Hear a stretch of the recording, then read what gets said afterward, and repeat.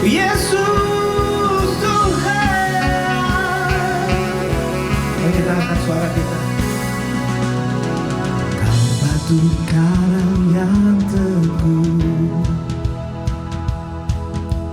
kota benteng dan perisaiku, yang menang kalahkan maut, penyelamat yang bangkit dan hidup. Haleluya, haleluya, kekal mulia. Haleluya, haleluya, dahsyat berkuasa.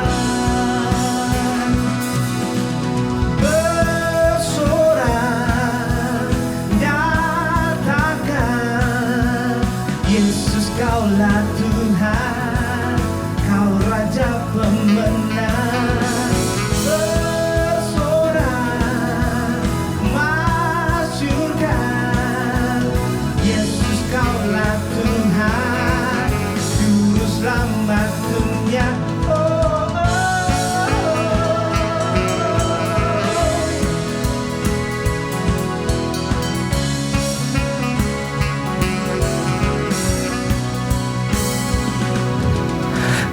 Yesus batu penjuru, darimulah keselamatanku. Yang menang kalahkan maut, penyelamat yang bangkit dan hidup.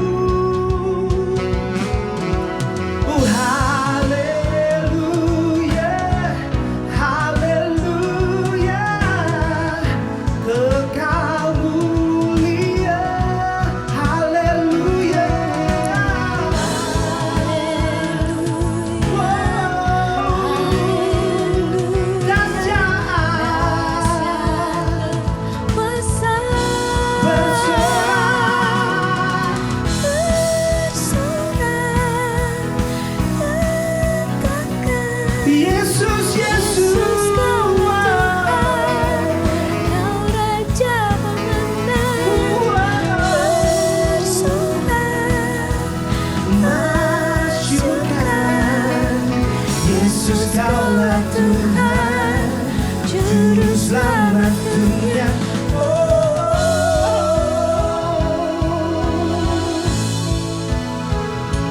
Yesus, Yesus,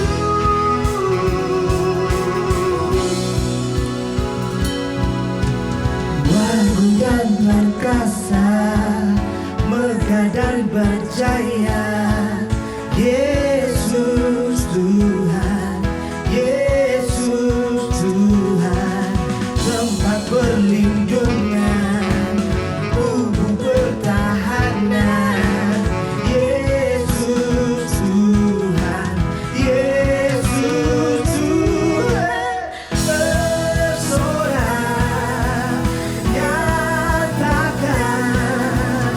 Yesus Kaulah Tuhan, Kau Raja pemenang. Bersorak, masyurkan, Yesus, Yesus, Juru Selamat dunia. Agung dan perkasa, megah dan berjaya.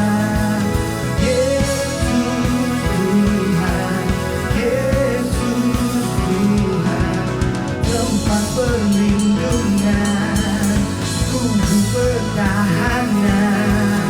Yesus Tuhan, Yesus Tuhan.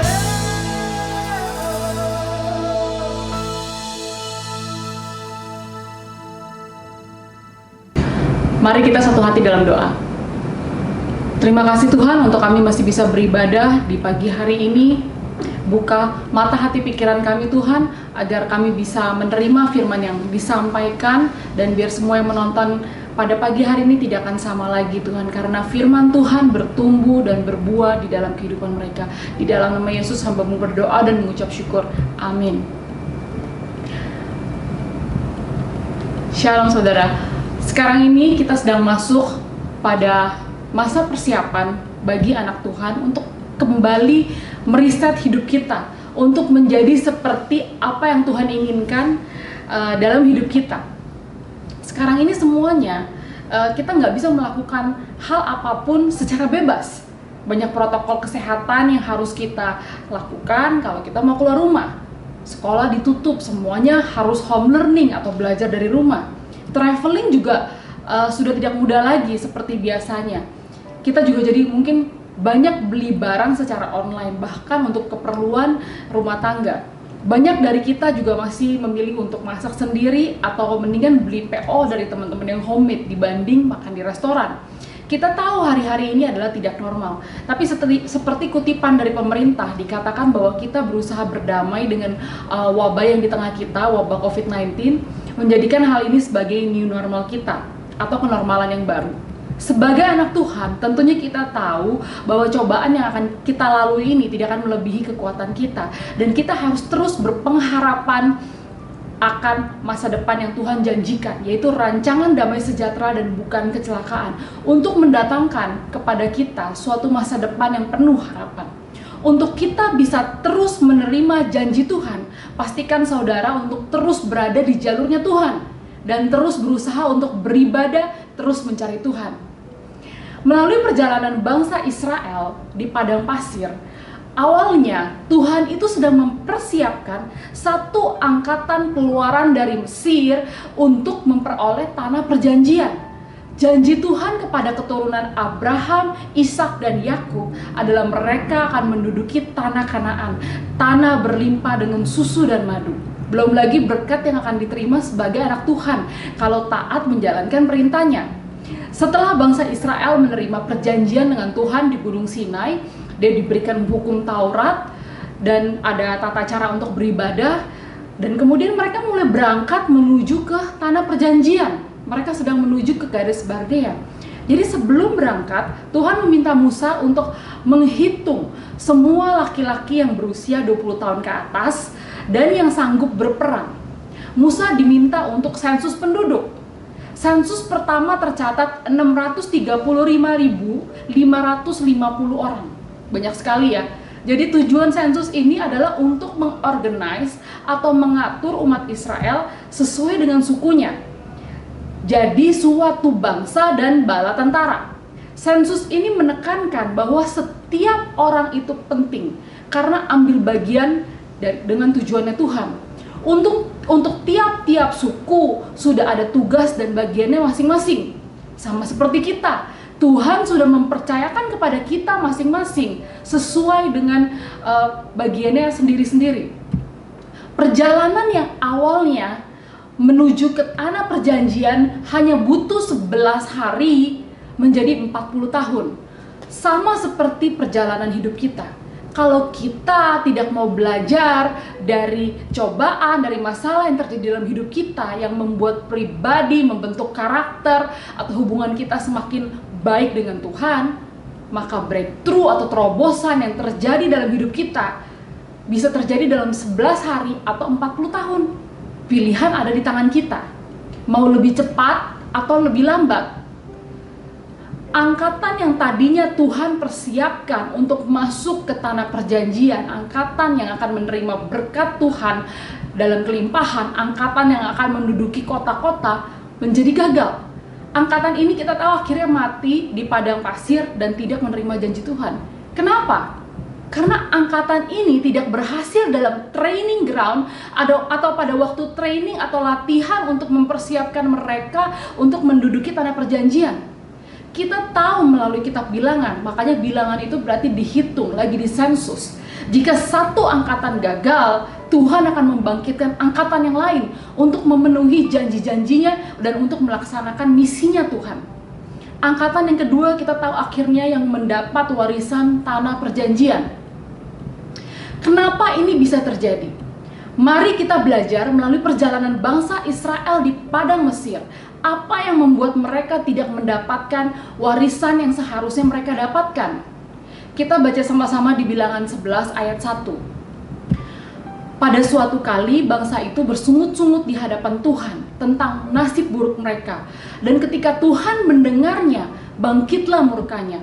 Kemudian menyalalah api Tuhan di antara mereka dan merajalalah di tepi tempat perkemahan. Menurut versi NIV di Numbers 11:2, now the people complain about their hardship in the hearing of the Lord, and when he heard them, his angry is aroused. Then the fire from the Lord burned among them and consumed some of the outskirts of the camp. Jadi poin kita yang pertama, kenapa mereka nggak berhasil masuk ke tanah perjanjian? People complain, bangsa itu bersungut-sungut. Baru 3 hari setelah mereka menerima perjanjian di Gunung Sinai, baru 3 hari perjalanan sudah bersungut-sungut, komplain. Karena sebab inilah mereka harus menghabiskan 39 tahun berikutnya di padang pasir. Saudara mau menghabiskan masa persiapan selama 11 hari atau 40 tahun? Pilihan di tangan kita. Kenapa sih komplain aja kok Tuhan sampai tega buat mereka harus menghabiskan 39 tahun? Masalahnya, mereka sudah lupa bahwa Tuhan yang baru saja melakukan begitu banyak mukjizat di Mesir, mereka lupa.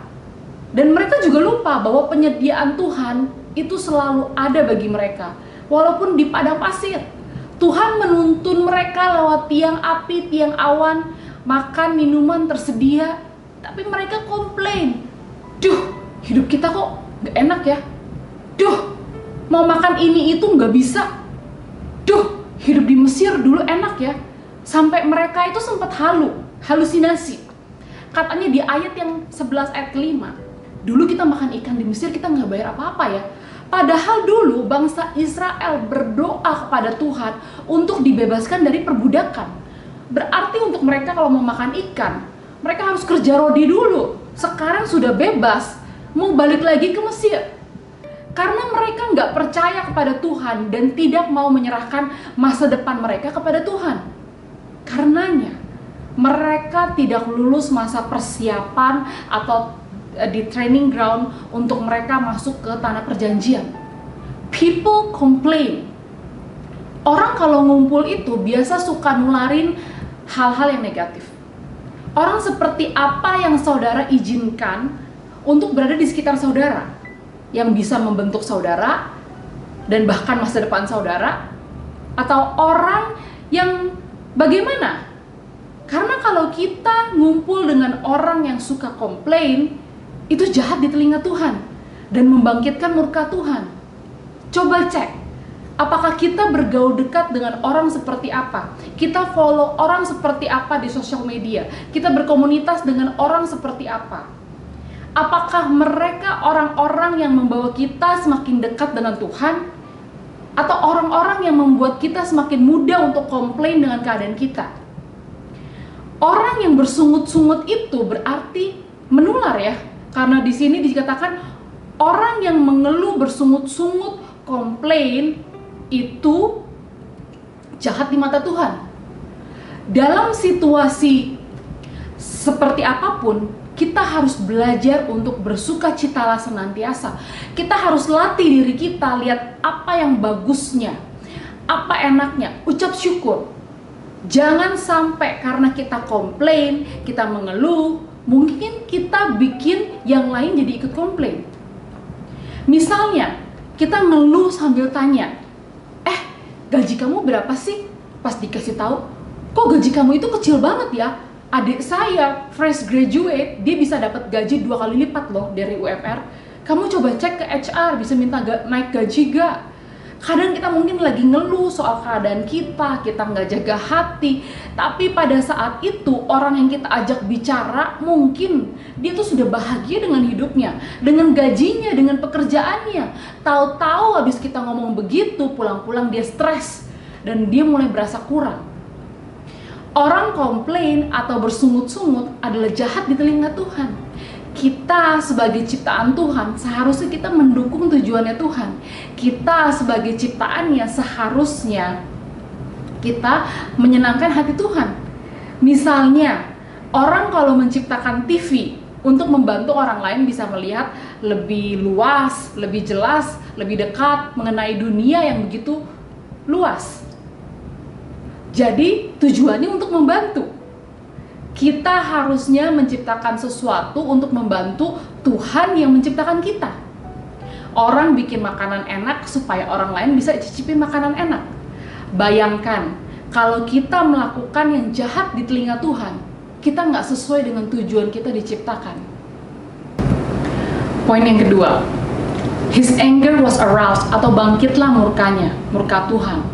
Jadi pada saat orang-orang komplain, maka itu kejahatan di telinga Tuhan. Dan bangkitlah amarah Tuhan yang menyebabkan api nyala di tepi perkemahan. Amarah ini akhirnya baru bisa dipadamkan pada saat Musa berdoa untuk mereka. Misalnya, kalau kita bikin kesel pasangan kita, di hari itu kita nggak akan merasa damai.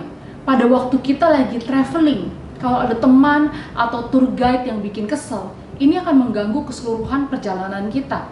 Pada saat kita komplain, kita nggak mengucap syukur, ini adalah kejahatan di telinga Tuhan. Sehingga nyala api murka Tuhan.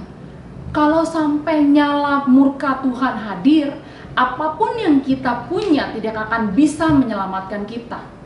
Tapi ada doa yang bisa menyelamatkan kita. Musa menjadi intercessor prayer, atau dia berdoa untuk bangsa Israel sehingga api di kemahnya padam. Makanya kita mesti belajar berdoa. Kita belajar mendoakan teman kita, pasangan kita, orang yang bersalah kepada kita. Jangan sampai kita udah bergaul dengan orang yang jahat, kita ikutan ngeluh dan api murka Tuhan sudah mau datang, tapi kita juga tetap tidak berdoa. Poin yang ketiga, poin yang terakhir. Kenapa bangsa Israel tidak bisa masuk ke tanah perjanjian? Lust greatly for food, atau nafsu rakus. Kita baca sama-sama di Ulangan 11 ayat 4. Orang-orang bajingan yang ada di antara mereka kemasukan nafsu rakus, dan orang Israel pun menangislah pula serta berkata, siapa yang akan memberi kita makan daging?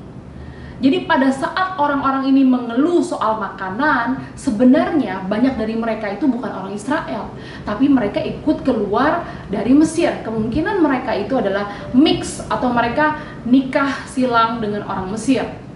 Jadi orang-orang inilah yang awalnya mempengaruhi bangsa Israel untuk memberontak kepada Allah dan untuk menginginkan kesenangan-kesenangan yang dulu tuh pernah ada di Mesir. Padahal sebelumnya Tuhan sudah pernah mendatangkan roti turun dari langit, mana seperti roti manis dan burung puyuh. Jadi udah pernah makan daging juga. Jadi mana buat breakfast, makan pagi, tapi burung puyuh sempat ada buat jadi dinner atau makan malam. Jadi pada saat keluar dari Mesir, mereka itu sebenarnya sudah kaya juga dengan ternak, tapi mereka nggak pakai ternak itu untuk makan karena mereka mau kasih korban bakaran buat Tuhan dan untuk kemudian dibawa ke tanah Kanaan untuk mereka jadikan ternak mereka. Mereka ini komplain karena mereka nggak percaya Tuhan memelihara mereka. Dengan kenyataan 600.000 bangsa Israel dan begitu banyak ternak yang dibawa, Tuhan sudah pelihara dari awal untuk air, makanan, dan tuntunan untuk perang melawan musuh. Kita tidak boleh memuaskan keinginan daging kita, karena itu tidak meningkatkan iman kita dan doa kita.